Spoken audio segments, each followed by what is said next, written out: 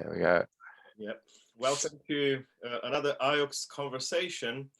I am pleased to introduce to our audience Professor Neil Ormerod, who's a name that doesn't actually need introductions, but as my custom goes, to show my electronic prowess, which is quite limited. I identified among the many pages where you can find Neil's name, I identified three. One is his page on Amazon. So as an author, he has his own profile there, about Neil Ormerod, and you see a few things about his career, lengthy and complex and very, very interesting. But these are just a few titles of in his lengthy list of publications. Neil has published immensely in Theology. His love, look at this one, Method, Meaning and Revelation, the Meaning and Function of Revelation in Bernard Lonergan's Method in Theology. Neil is a world expert in Lonergan studies, but he's also interested in very challenging, confronting topics of our days, like sexual abuse in the churches, written together. This one is written together with his wife, Thea. And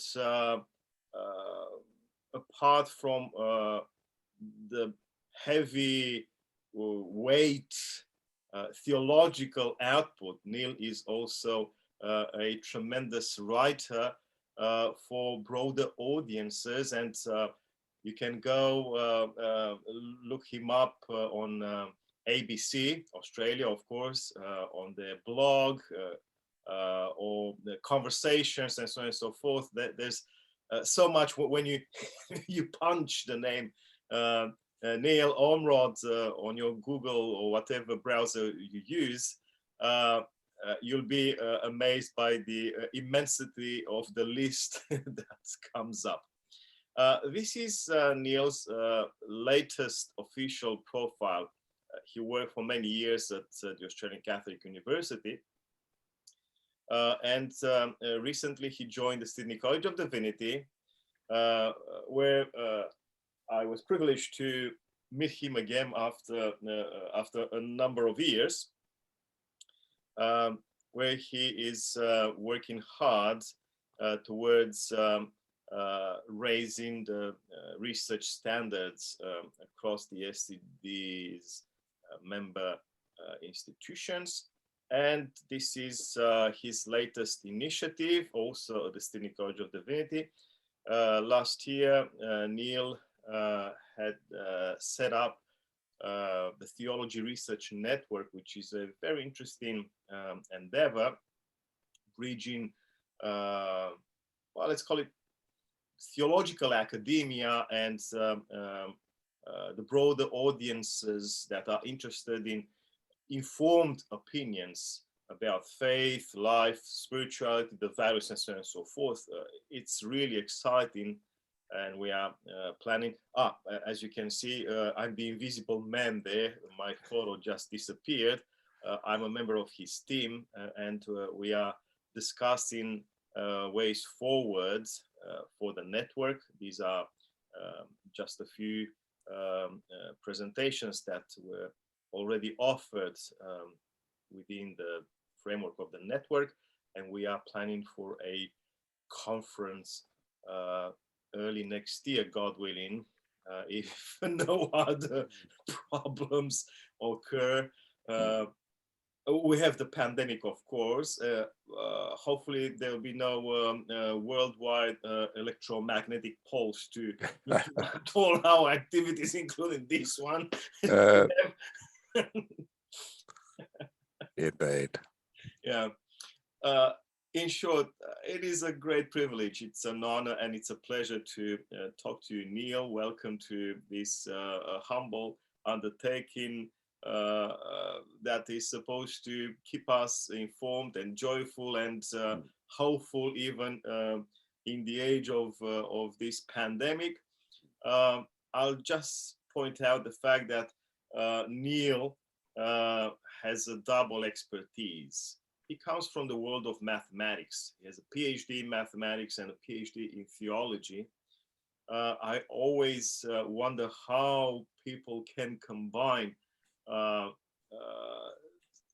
so different fields of expertise, and I'm certain that Neil's successful career is the outcome of this complex training, complex education, complex background.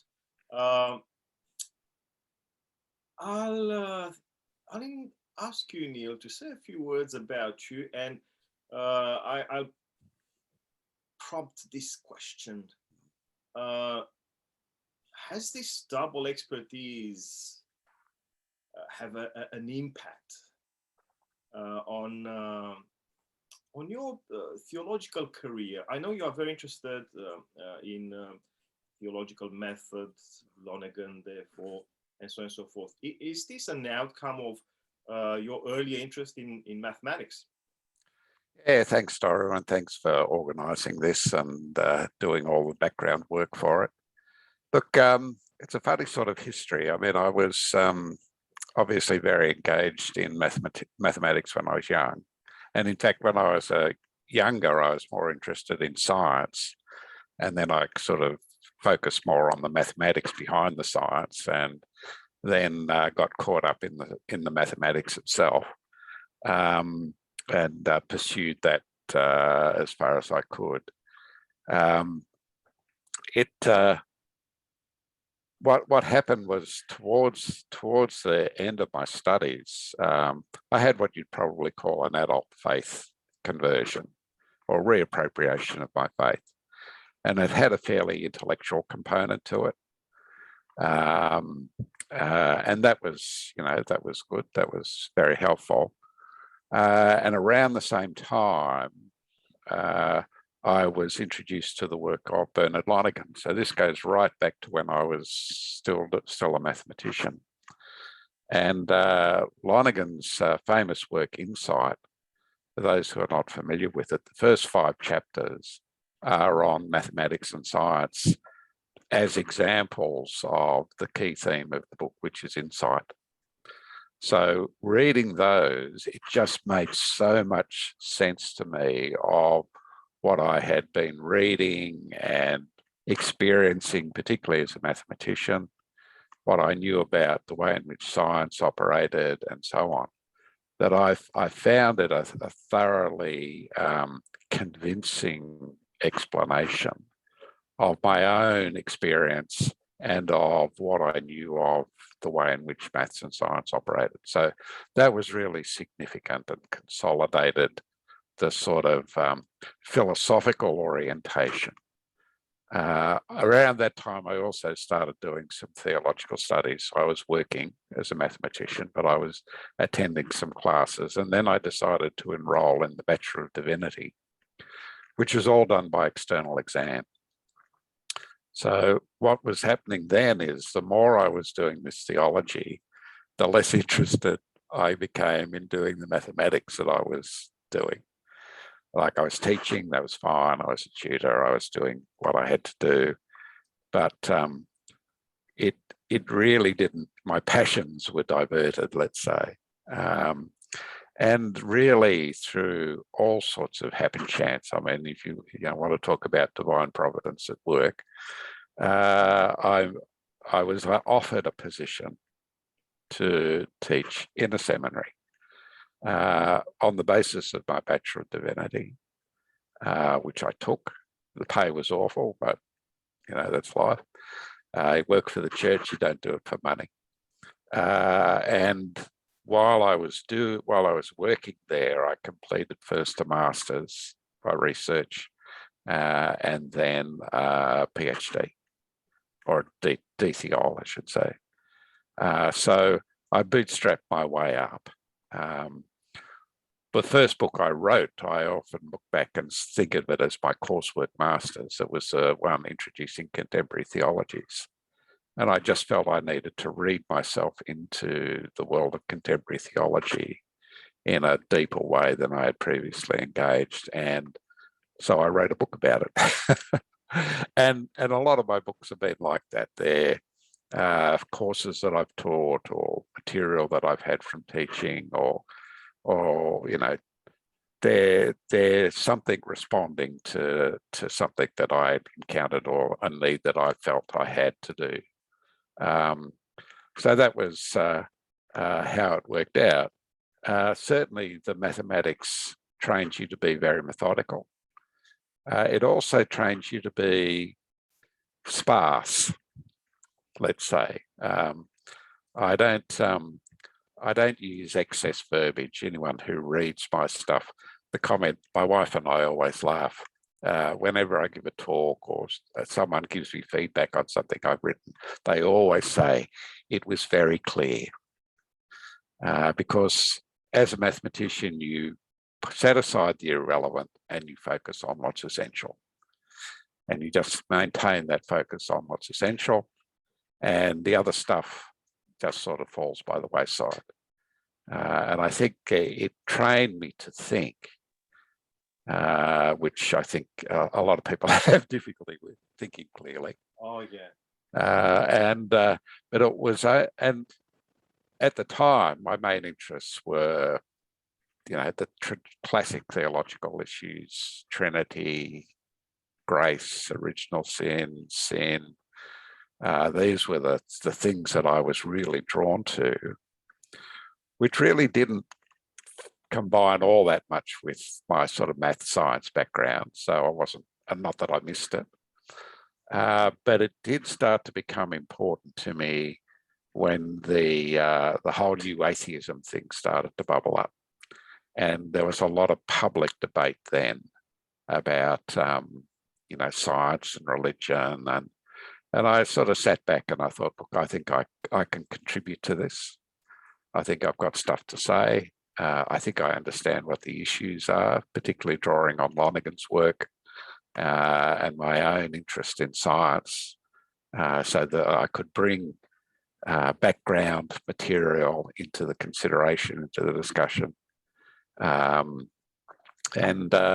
it was. And so I took that up. I did a book with one of my US colleagues, or North American colleagues, I should say. She's US Canadian citizen, Cynthia Crysdale. We did a book on Creator God, Evolving World, looking at the whole question of evolution, how it can be understood, and how it's no impediment to Christian faith.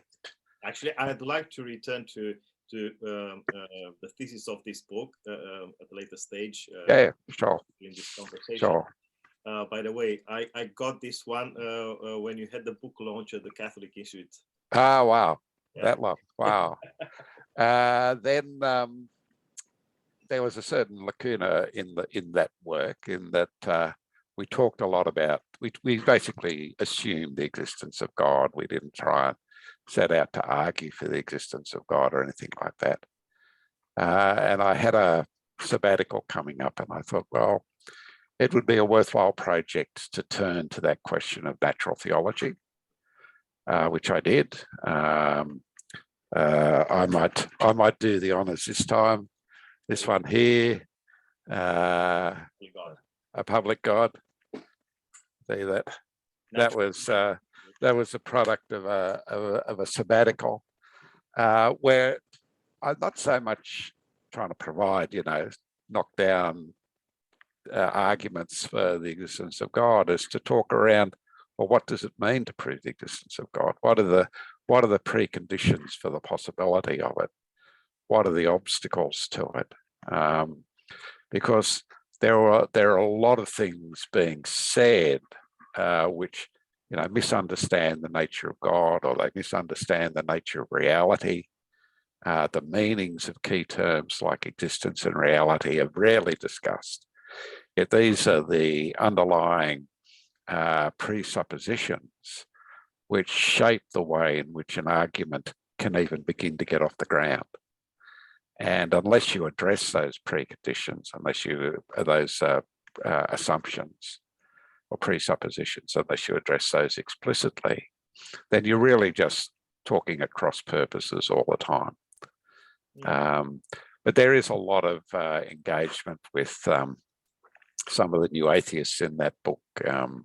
I do a fair bit of work with Lawrence Krauss's book, Universe from Nothing, and a little bit with Christopher Hitchens and Richard Dawkins and the like, to say, look, okay, there are real problems and inconsistencies with what they are saying, and this is why these inconsistencies arise, because of presuppositions about what is real, what is, and so on. So trying to pare back the situation, like stripping off paint, you know, to say what are the fundamental issues here, and to try and lay those bare. I think I did a reasonable job. I refreshed myself yesterday. I just went through it again, and I thought, yeah, I didn't do too bad on this. I was pleased with it, and I've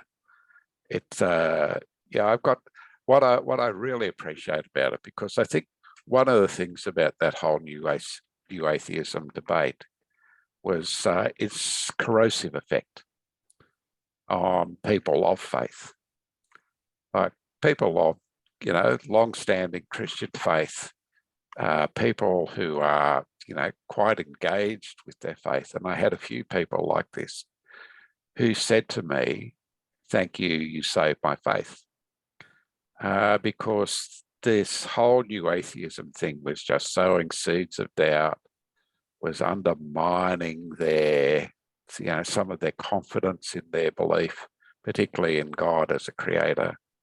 And a lot of the discussion, which is in the air about the multiverse and all that sort of stuff, just to set all that out very clearly and say this is why that doesn't work, was something that was liberating for them, and enabled them to say, okay, I can put that to one side now and just get on with my Christian faith without that sort of corrosive effect. I think to some extent too, it has now died down. It was really awful there for about a decade, I think. The Richard Dawkins, Christopher Hitchens, the Horseman of the Apocalypse sort of thing.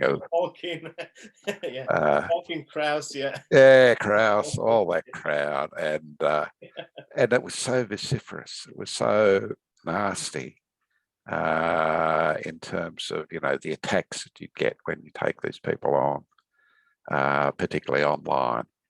But anyway, it does seem to have died down, and thank God for that, eh? But I noticed, as you already mentioned, that this concern for clarifying concepts and ideas is a constant of your thinking, of your theological approach. And I found in another book that you wrote with Christian Jacobs van der Geer. Yeah, Chris. Yeah, Christian Jacobs van der Geer. Yeah. Chris, lovely guy. Foundational Theology, a New Approach to Catholic Fundamental Theology. Yeah. Where you actually say something along the same lines, that there is much confusion out there among both theologians and scientists. In other words, people who defend the faith or try to defend the faith, and people who attack the faith. Yes. And both camps are in need of clarity, and this is what seems to me very important in your approach, Neil. Yeah. And this,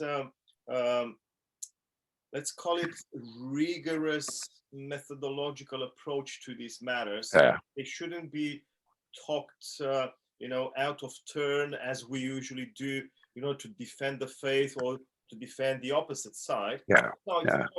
kind of taking a step back, thinking things through, making sense of what we want to say, and let's say it in a way that makes sense. Yeah. Yeah. And, Look, yeah, I think that's right, and I think it's I mean, a lot of people would say that's what analytic philosophy and analytic theology try to do. The difference is, I think, if I could defend the difference from because I'm not doing analytic philosophy or theology, is a recognition that there are particular structured patterns around the meanings of these key words that we need to recognize. And to move from one world to another, to one set of meanings to another set of meanings, is what Lonergan would call a conversion of some sort. That there has to be a significant shift in one's horizon. The key one that I engaged in the book on A Public God is what Lonergan calls intellectual conversion, which is really a reorientation of our understanding of what it means to be real. Now, unless you actually, that can't be resolved just by clarification of concepts. But you can highlight the issue, and then people have the option. Do they move or do they not move?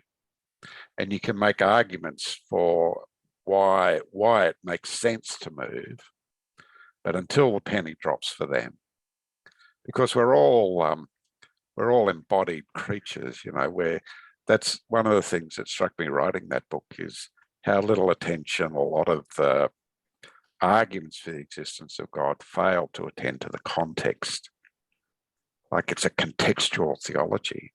Arguments make sense or don't make sense within a context.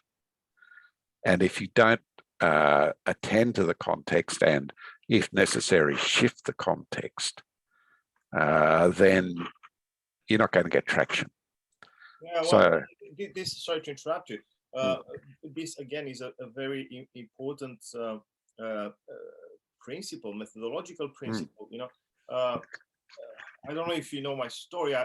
For many years back in Bucharest, I worked in systematic theology, where what I can say about the method there was that it completely lacked historical sense. There was this idea of theologizing or philosophizing and so on and so forth, as long as it was logically sound. But outside any historical consideration, context, culture, and so on and so forth. And therefore, you could say whatever interesting things you could come up with, usually in relation to the ecumenical councils or the Catholics, the Protestants, abstractions. They're all abstractions.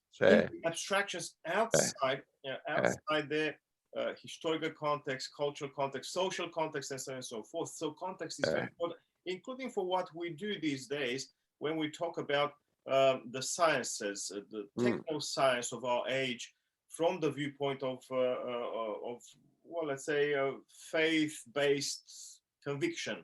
And we tend to continue to think in the abstract without considering the context. So that's very important. Yeah, it is. It is. So, Aquinas' context is very different from ours. He knew what he was doing in his context. I think, he knew what was going on. We are much less attentive to context. Big influence here again was Lonergan's notion of the rise of historical consciousness as one of the defining characteristics of the modern era, from sort of 18th, 19th century discovery of critical history.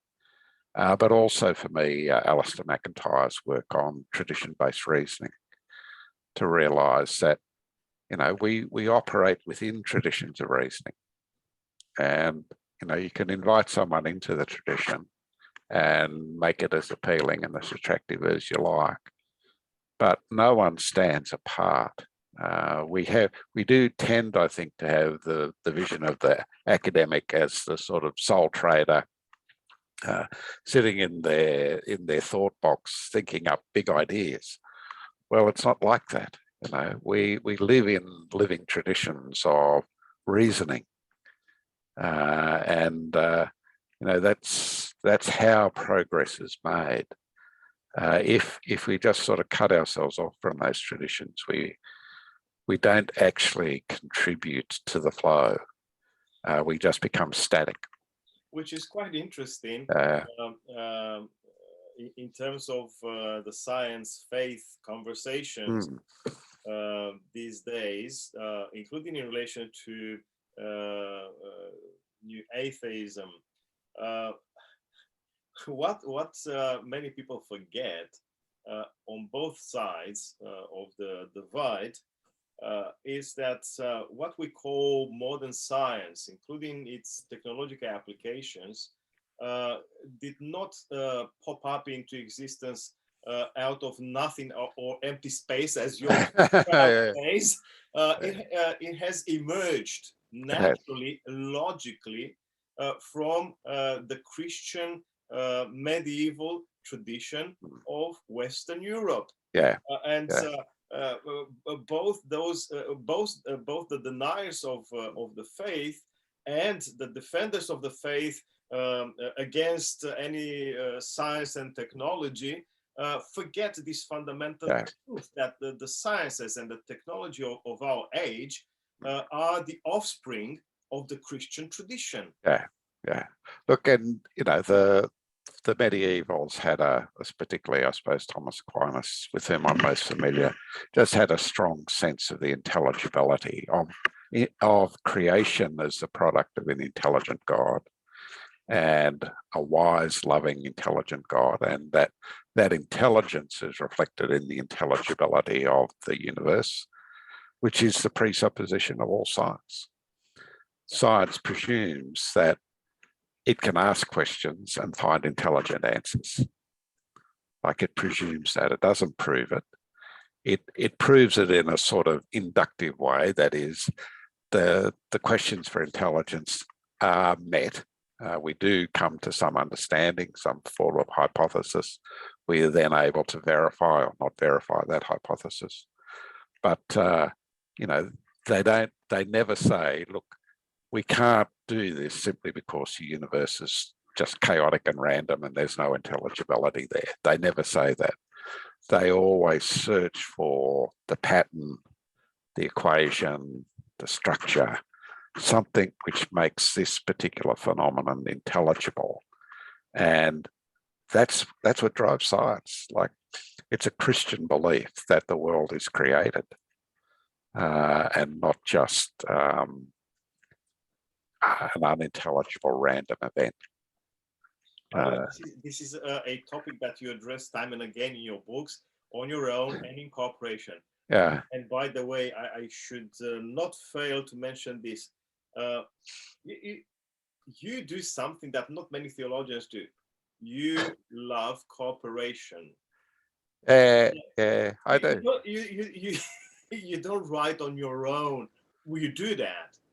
But you expand your horizon, so to speak, being metaphorical now, by working together with colleagues from a variety of at least denominational backgrounds. That's very interesting. Now, that's very interesting. So, in books by yourself and in cooperation, you maintain this this idea that it is so fundamental, so important for us, all of us, believers or otherwise, to seek the understanding of the things we do, and that this understanding has, one way or the other, to do with the very structure of reality, which for us believers originates in a divine Intelligence. Intelligence, Yeah. divine mind. Yeah. This is unbelievable. Mm. And perhaps it is on this note that we should return to something that you mentioned a few minutes ago about intellectual conversion. Mm. In one of your books, I think it's the one with Christian. Okay, so there's of course a very interesting go at Lawrence Krauss's naive dismissal of the ex nihilo out of nothing topic, but this isn't what I wanted to point out. When you speak in that book about intellectual conversion, you sort of present like a map or trajectory of conversion, which unfolds in 3 stages, and it's quite interesting that you represented in a symbolic manner these 3 stages by way of ancient Zen wisdom. Yeah. The saying there: first there is a mountain. Yeah. Then there is no mountain. Then there is a mountain again. Yeah. And I believe that this is the best way, although figurative, of course, but the best way of articulating how we can and we must move from superficial perceptions of reality, bias, preconceived ideas, and so on and so forth. The words, let's call it contemplating the intelligible side of things. And then instead of getting lost in the clouds of immateriality, spirituality, and so on and so forth, as it happens in many cases, it's a matter of returning towards the world, this reality, and enriching it with insights, nuances, understandings that have been collected by way of a methodical, rigorous approach to things, to what they actually mean. Yeah. Look, I remember when that was actually in a talk by a Catholic theologian. His name escapes me, but he's big in Christian Buddhist dialogue, and I thought, that Zen koan is so relevant to the question of intellectual conversion, because it's, the first thing is we just think of that what's real is what's out there, like what we can see, touch, and taste. So we see the mountain, therefore the mountain is real. As soon as you start recognizing that intelligence plays a role, then the big trap that you have to avoid is idealism. And idealism, the mountain is no longer real. Like, what's real is the ideas, So you sort of become Platonic or Kantian or something like that. But you've got to push on and say, well, no, that is real, but it's a reality of insight and judgment, of understanding and judgment, that I make judgments. There are certain intellectual operations that I perform that tell me that this is real. And it may depend on the senses in order to be able to make this judgment. But the reality is found in the judgment, not in the sense data. And so then the mountain is real again. We can say, yes, that is a mountain. So it just captured the 3 phases. A lot of Lonergan's work in insight is just sort of getting people to attend to their empirical senses, getting people to attend to their insights, the answers to questions, and then attending to their judgments. And recognizing that judging is the final stage of coming to know. And once we've made that judgment, then we can say, yes, I know, if we've based it on the evidence. And that actually tells us, because there's an isomorphism between the knowing and the known. So once we know the structure of our knowing, and we know the structure of the known as well. That was the big, and as I said, I read Insight while I think I may have finished my PhD by then. I'm not sure. Maybe I was still doing it, but just the the clarity with which he puts forward this process of coming to appropriate your own structure of knowing, and then working out the metaphysical implications of that. It's never left me. I think I spent something like 6 months reading it, and then read it again with a group, and then probably read it once or twice since then. Very, very powerfully put forward, and yeah, settled all those issues back then. I've never lost it. And this, as I say, that Zen koan is just a nice way of expressing it. And I think it's so important that I'd rather step back from the scientists and theologians topic to discuss a bit about theologians, or broadly speaking, people of faith. We work with a lot of assumptions. We take for granted, and we think that that's the faith. Yeah. It has equipped us with some assumptions, and we simply go on applying those assumptions to whatever objects we might consider. Yeah. Although I'm aware of the fact that not many people would put it that way. Yeah.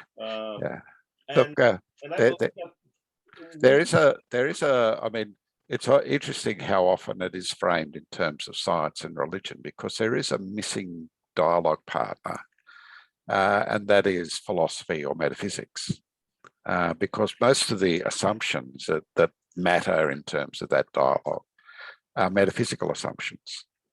They're assumptions about the nature of reality. Now, that's neither a scientific question nor a strictly theological question. It's a philosophical question. Not that contemporary philosophy is all that much help, but to learn to think philosophically, to recognise that there are distinct philosophical positions at play here, and to try and navigate all that is an important task. I mean, the oldest interdisciplinary partner of all good theology has been philosophy. That goes back to some of the early Church of Fathers, their dialogue with Platonism and Stoicism and such, that they were educated, some of them quite well educated in these forms of thinking. And one of the difficulties with a lot of contemporary theology, I find, is that dialogue has often been lost. And there's a sort of naivete about the way in which philosophers will argue, theologians will argue, because they haven't been trained in that sort of metaphysical thinking. I mean, one of the things that really, when I was writing the book, A Public God, and reading some of the sort of philosophical material that was available on metaphysics, is even like professional philosophers not being able to distinguish between physics and metaphysics. Like, it was really quite stunning that, well, physics is about reality and metaphysics is about reality, so really they're about the same thing. And you think, well, that's a bit of a leap. That's a bit of a leap, and falls right into Lonergan's thing of the real is the already out there now. So these are problems you come across in philosophy as well, but it's just there needs to be what would you call it, an extra dialogue partner into the discussion that hopefully adds at least some possibility of clarifying the philosophical issues and assumptions that are operating when we start doing the science religion thing.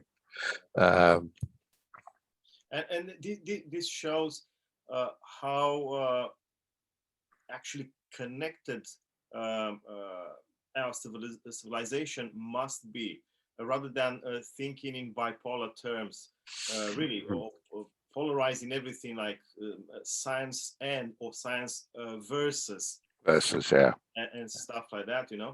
Even when we say science and faith, it's as though these are the only two terms, the only competitors, and as you yes. said, it's also philosophy. But how about the arts? Yeah. The arts have provided humanity throughout our history and prehistory with insights into reality that even now with our contemporary tools, conceptual tools, we sort of become able to grapple with. For instance, I stumbled well quite recently doing some background research for some work on two statements, disparate statements from a scientist, a very famous scientist of the last century, Werner Heisenberg. One of the fathers of quantum mechanics. And another one with the very trendy Michio Kaku in the States. They both pointed out independently. Kaku doesn't quote Heisenberg there, but they both pointed out the fact that the ancients, and they both referred to classical Greece, the pre-Socratics, rather. The ancients had insights into reality, which they formalized according to the context of their own culture, of the available sciences, and so on and so forth. But those insights are no less significant when compared to our quantum physics culture of today. And the fact that they didn't have the right mathematics at their disposal to formalize those insights doesn't make their insights less important. And I believe that if we look at the pre-Socratics, we understand that there's a lot of artistic intuition there when they refer to the ultimate or foundational element and so on and so forth. Reality, what reality actually is. They have the same kind of concerns as contemporary scientists have.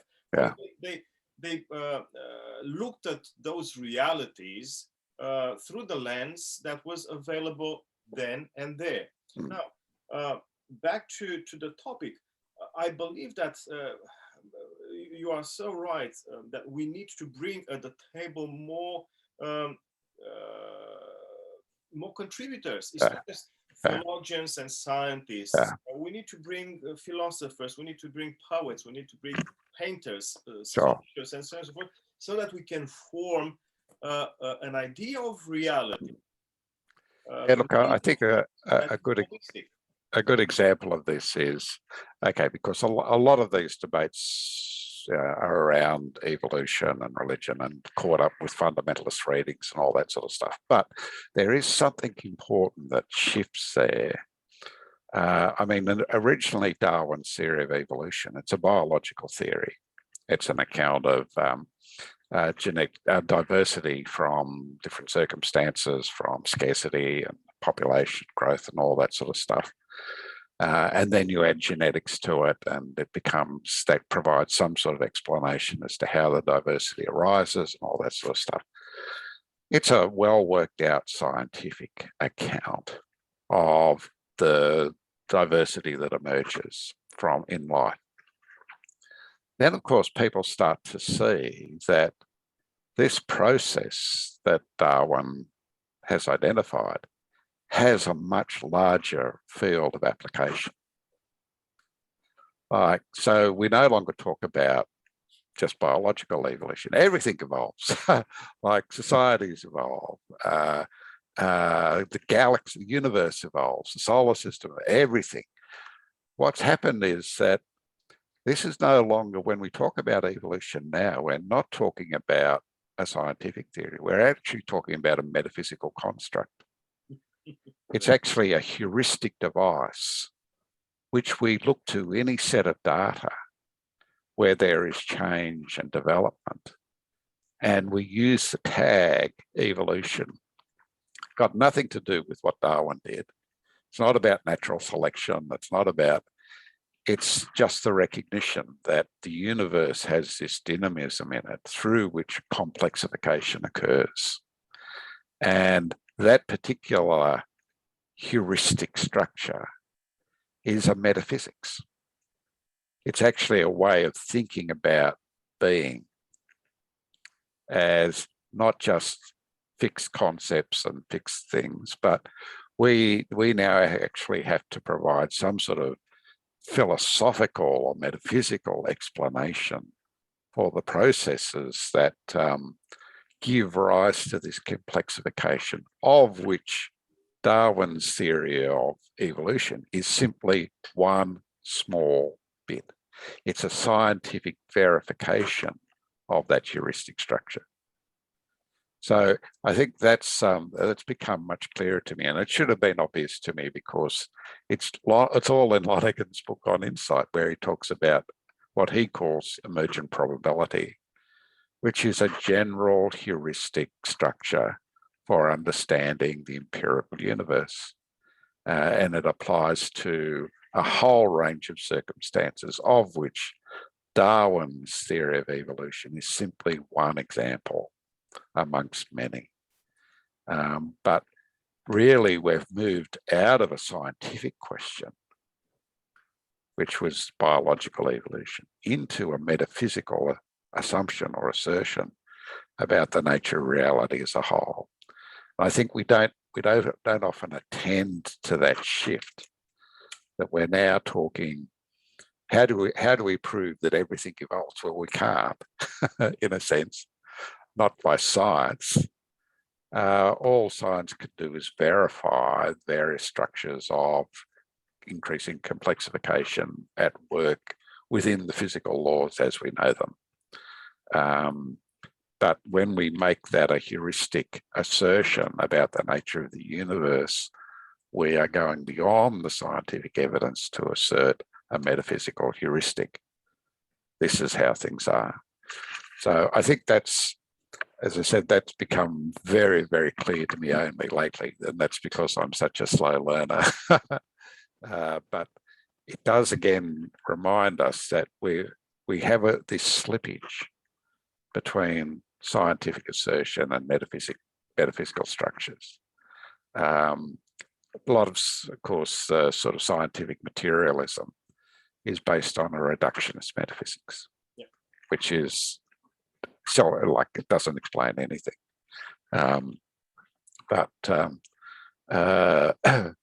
We can only counter that with a better metaphysics, not with better science. We don't need to do the science any better. The science is doing fine. But we need a better metaphysics to account for what it is that science is doing, rather than simply viewing it in these reductionist terms. There's something, as I say, I think I say in the book, there's something just outrageous to think that all reality can reduce to physics. Just outrageous.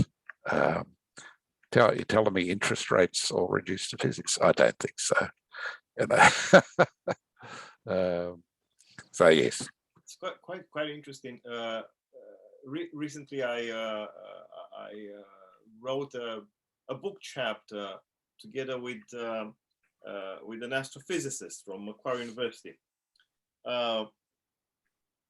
and our chapter is on David Bohm's cosmology. All right, yeah. Which is a very interesting sample of this, I think, non-reductionist way of approaching reality, including as Yes. a scientist, and I think what you just said, which is so profound, uh, is in my, at least now, under the impression of Bohm, it makes a lot of sense, because he is a physicist, a quantum physicist, but also friends with Einstein, and he tried to implement and continue Einstein's dream of connecting the two worlds of physics, quantum and relativity. And Yep. in order to do that, I don't know how successful he was as a scientist in bridging the two worlds, but he stepped into the unknown by embracing metaphysical convictions and assumptions, and I think he did a tremendous job at unpacking these inner structures of reality that you are talking about into our more common knowledge of the universe. Yeah. You see it. So this is, from my viewpoint, this is a very positive undertaking, and it is unfortunate that with the new atheists and their less educated followers, what they lost sight of was this need of bridging physics and philosophy. And of course, in the world of theology, Lonergan did it, and in his footsteps, you did it too. Yeah. I mean, one of the things, I used to have this early interest in nuclear physics, and I still sort of keep reading all the popular stuff that I can, Brian Greene stuff and anything else that comes out. But one of the things that always struck me after reading Lonergan is, if you take a neutron, a freestanding neutron, then it has a half-life of about 11 minutes, and it decays. It decays into a proton, electron, and a neutrino. That's just what it does. It's not a stable configuration. Now, you stick it in the nucleus, and it doesn't do that. If it did, we'd all be dead. We'd all be dead. So something has happened to the reality of this thing that we call a neutron. In taking its, its context, its location, its relationship to other subatomic particles, its reality has been changed. There's a new reality there, which we call a nucleus, which isn't just a collection of protons and neutrons, but it's an interacting reality in its own right. And if it weren't, we wouldn't exist, because the neutrons would decay. The neutrons would decay and we'd all be dead. So there's a emergent reality, even at this basic level of subatomic particles, that is there right before our eyes, but we don't attend to it. We just, maintain a sort of, and I'm sure that they can use all their quantum mechanics to explain why this happens, but not attend to the fact that because it's happening, the reality of that neutron is no longer operating, because a neutron, the reality of a neutron is it decays after half-life of 11 minutes. Interaction is the key to existence and order and complexity. Yeah, complexity emerges because of these interactions which form stable patterns. Lonergan would call them schemes of recurrence. So the nucleus is a stable scheme of recurrence of what would otherwise be unstable components. That's quite interesting. And this brings me back to this beautiful book, Creator God, Evolving World, where I found something, a topic that is of great interest to me. Well, of course, the book overall seeks to reconcile theism or classical theism and the evolutionary worldview of our age.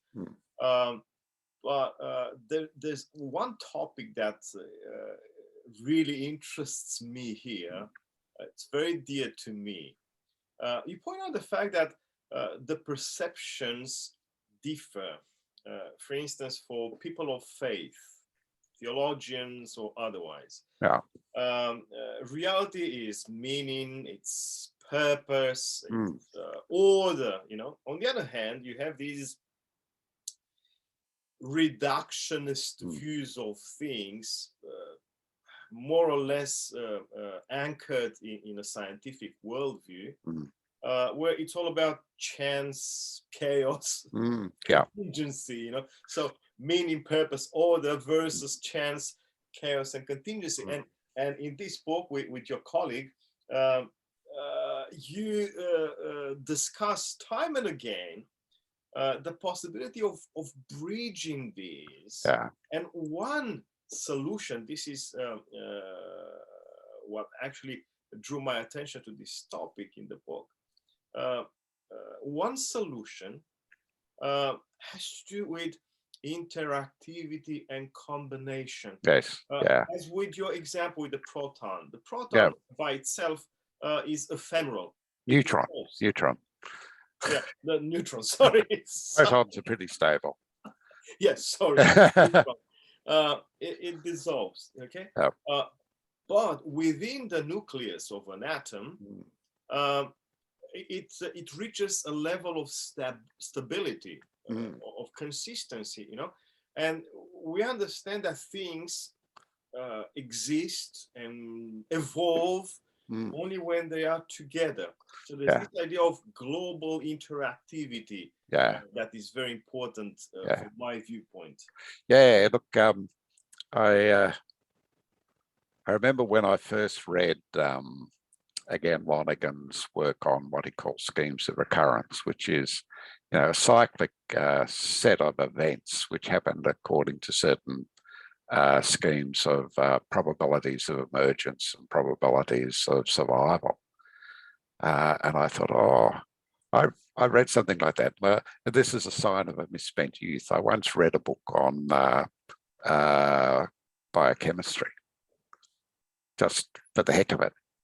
And one of the things in this book on biochemistry was a very famous bit of biochemistry, which is called the Krebs cycle. And the Krebs cycle is the basic cycle of energy production in every living cell. It involves adenine diphosphate, adenine triphosphate. It involves glucose and various enzymes and stuff. And it's a little cyclic pattern of chemical reactions that occur in every living cell. And as soon as I was reading this thing of Lonergan, I thought, that's what they did here. That's what they did with this Krebs cycle. And it's one thing I keep on mentioning. It keeps on popping up in my examples of schemes of recurrence because it's such a great example of what it means. Once that cycle is operating, it's stable and it keeps your cell energized. It's the basic energy production process within the living cell. And it was just one of those many, light going on in the head or penny dropping moments in reading Lonergan's work and making connections with what I see. But that pattern is much more broad when you look at the whole way in which, and you'd be aware of this, physicists look at subatomic particles. It's all about interactions through exchange of particles. Like, so they have force carriers and particles, and the force carriers are things like photons and muons and stuff like that. And this is what bind things together or pushes them apart or whatever. So what we see in nuclei and in very structure of protons and neutrons themselves are complex schemes of recurrence of the quarks which are within them. which have a certain stability. So there's a probability of emergence and a probability of survival. The probability of survival is the proton is very long, may not even decay at all. But the neutron, which is similarly composed of quarks, has a probability of emergence and a limited probability of survival. It then disintegrates into other things, which again themselves may or may not disintegrate. So, you know, these patterns of schemes of recurrence in terms of the interchange of force particles are really what hold these processes together at the subatomic level. So we see these schemes of recurrence. I remember giving a paper at one of the Lonergan conferences saying it's turtles all the way down. It's an old story of, you know, the world being on a turtle, you know, an ancient cosmology, and then someone says, "What's the turtle on?" And you know, keep the guy quiet. You just say it's turtles all the way down, like, you know. Well, it's schemes of recurrence all the way down. So, and this would be these patterns, these repetitive schemes would be the aspect where, or the aspect of reality where order and chance gel together. Yeah, because no, chance is not unintelligible. It's intelligible statistically. And so there is an intelligibility to what we think of as random. It's usually a statistical intelligibility, which we use all the time in the real world. Like, you know, we're using it now with COVID, you know, what's the probability of me getting sick now that I've been vaccinated? Well, they know. They've done the stats, they've got the figures. What's the probability of me getting lung cancer from smoking? You know, these are statistical occurrences, but we accept that that's an explanation. That gives us real information. It tells us something about what is real. And the real world is structured around both chance and necessity. Or what the believers shouldn't simply ignore the aspect of chance in nature, isn't it? Because that's one of the stumbling blocks for many believers. For instance, absolutely. They don't accept contemporary science, evolutionary worldview, and stuff like that, because of the idea of randomness and chance. Because and that there's intelligibility behind all these. They don't see the patterns, and therefore they believe that if you accept evolution, you accept the randomness, and therefore there's no room for God in the world. Yeah. Look, and Aquinas knew better than that. I mean, really, he knew better. He would say God can operate through contingent causes and achieve exactly what God wants to achieve. Like, it's not a problem. So really, there are actually two levels of contingency operating. One of which is around the notion of insight, which is, you know, so Lonergan would say there are classical laws like Newton and Einstein, and there are statistical lawfulness like evolution and statistical mechanics and things like that. So there are these two quite different types of intelligibility, and they interact in all sorts of ways. And we think of the classical laws as necessary and the statistical laws as contingent. But there's a broader contingent, or a much more overarching and important contingency, which is, why is there anything at all? Why is there anything? Which is, you know, the universe itself is not necessary. It's a product of God's freedom. So there's a deeper, more profound contingency that is operating around everything that exists. So when Christians sort of get worried about the contingency of, you know, probability, they shouldn't lose sight of the fact that everything is contingent.